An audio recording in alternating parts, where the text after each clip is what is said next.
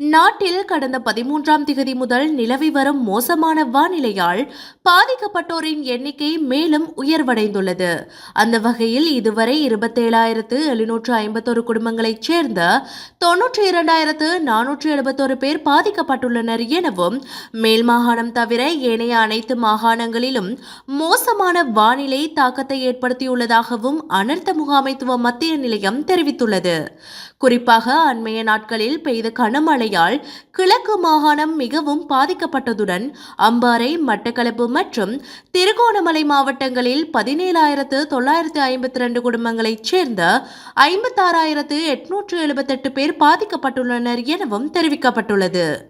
அத்துடன் வடமாகாணத்தில் கிளிநொச்சி, யாழ்ப்பாணம், வவுனியா மற்றும் மன்னார் மாவட்டங்களில் 7,970 குடும்பங்களைச் சேர்ந்த 29,299 பேர் பாதிக்கப்பட்டுள்ளதாக அனர்த்த முகாமைத்துவ மத்திய நிலையம் தெரிவித்துள்ளது.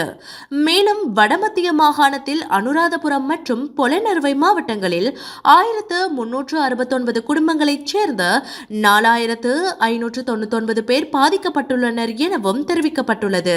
அத்துடன் மோசமான வானிலை காரணமாக 319 வீடுகள் பகுதியளவில் சேதமடைந்துள்ளதாகவும் தெரிவிக்கப்பட்டுள்ளது.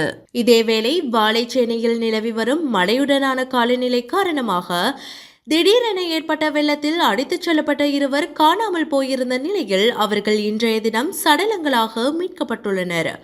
வாழைச்சேனை புலிப்பாஞ்சிக்கல் பகுதியில் நேற்று மாலை 2 பேர் வெள்ளத்தில் அடித்துச் செல்லப்பட்டு காணாமல் போனதாக வாழைச்சேனை போலீசாருக்கு கிடைத்த தகவலின் அடிப்படையில் விசாரணை ஆரம்பிக்கப்பட்டிருந்தது. சந்திவெளி பகுதியைச் சேர்ந்த 52 மற்றும் 71 வயதுடைய இருவரே இவ்வாறு காணாமல் போயிருந்தனர். இந்த இருவரும் காய்கறிகளை சேகரித்துவிட்டு வயல்களில் இருந்து திரும்பிக் கொண்டிருந்த போது புலிப்பாஞ்சிக்கல் ஓயாவின் அடித்துச் செல்லப்பட்டதாக தெரிவிக்கப்பட்டது. இந்நிலையில் காணாமல் போயிருந்த இருவரையும் கண்டுபிடிக்க வாழைச்சேனை போலீசார் விசாரணைகளை மேற்கொண்டிருந்த நிலையில் இன்றைய தினம் இருவரும் சடலங்களாக மீட்கப்பட்டுள்ளனர்.